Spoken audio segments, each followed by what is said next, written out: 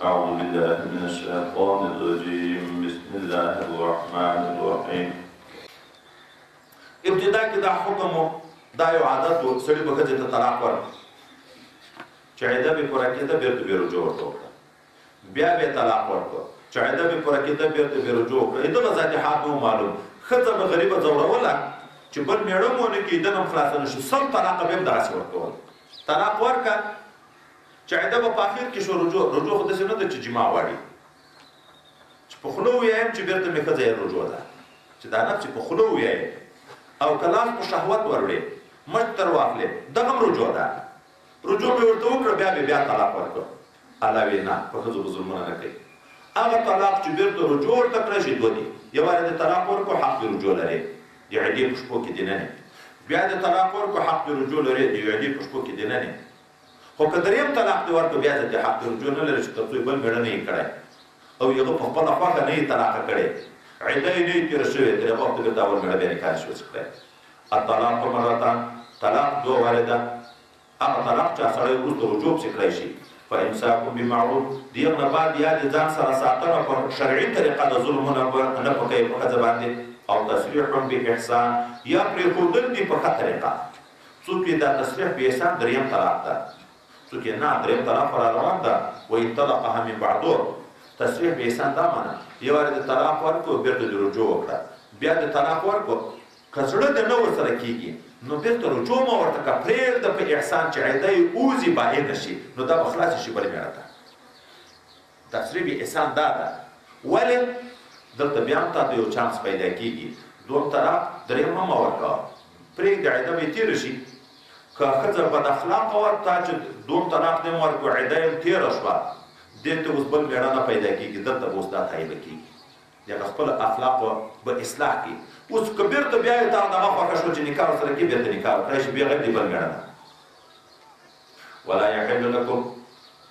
اوس ښځې ته د 1 لک روپۍ 3 لکه روپۍ 15 لکه روپۍ مهر ورکړی، هلته اوس هغه روپۍ دې د زړه نه نه ورته وځي، تنګیې ظلم ورسره شروع کړي چې هغه روپۍ بېرته درکړي. الله وی دا نه دي روا چې یو وارې دې مهر ورکړو چې هر څومره دې ورکړی په زور یې نشي تر اخیستی، په تنګولو یې نشي تر اخیستی، دا نه ده حلال. که په خپله خوښه دا یې درته بخي په محبت او په اخلاص هغه پروا نه لري. خو یو صورت شته، سړی ښځې سره ګزاره سخته شوه، اوس دغه سړی دغسې هم طلاق نه ورکوي. ښځې ته ویې چې ښه نو هغه ما چې مهر درکړی بېرته یې راکړه بیا به دې طلاق کړم چې ما سره ښه ژوند نه کوې ګزاره نه راسره کوې. اوس روپۍ بېرته تر اخلي، خو د دې بد اخلاقۍ د وجې نه چې وي دغه سړي ته غوښتنه د روپۍ روا ده بلا کراهیت څه ممانعت نشته. او که نه بد اخلاقي په ده کې ده، دا غریبه نیکه ده، خو دا اوس د بلې سره اشنا شوی ده، اوس دا تنګوي چې طلاق دغسې هم نه ورکوي، دې نه بېرته مهر غواړي بیا بله ښځه کوي، دلته دا طلاق بیا هم ناروا ده. اگر که طلاق واقع کېږي خو دا بېهمتي او بېغیرتي ده چې بد اخلاق هم ته یې او ښځه تنګوي چې بېرته هغه ته غواړي. خو چې جوړه دغسې نه سره راتله صلح یې په دغه وکړه، پوره مهر یا نیم مهر به بېرته درکړه ما طلاقه کړه،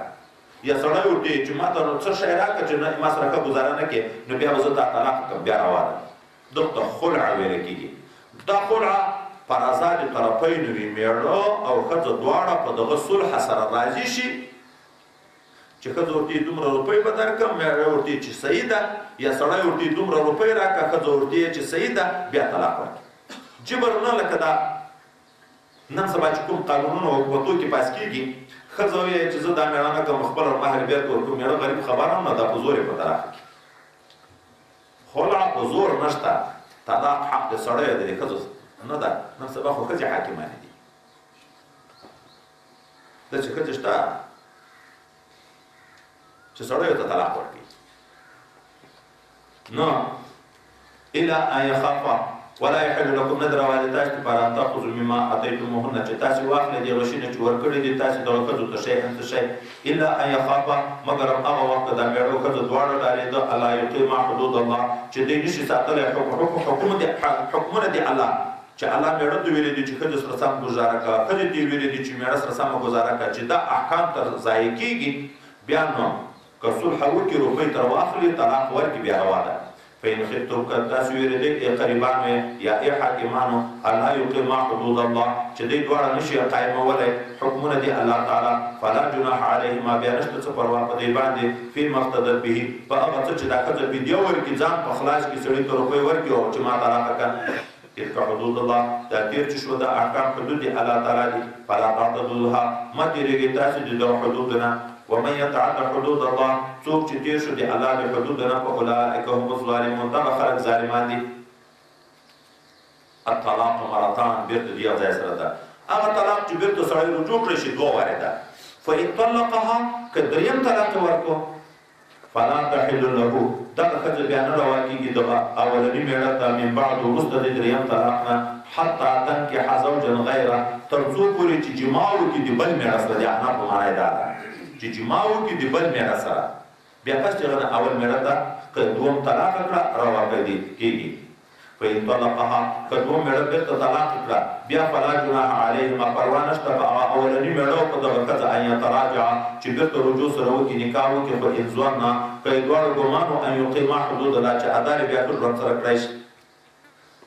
کله سړي ته ځان ښه سړی لیدی کېږي ښځه بد اخلاقه ورته لیدی کېږي چې دا ښځه طلاق کړي بیا څوک واده نه ورکړي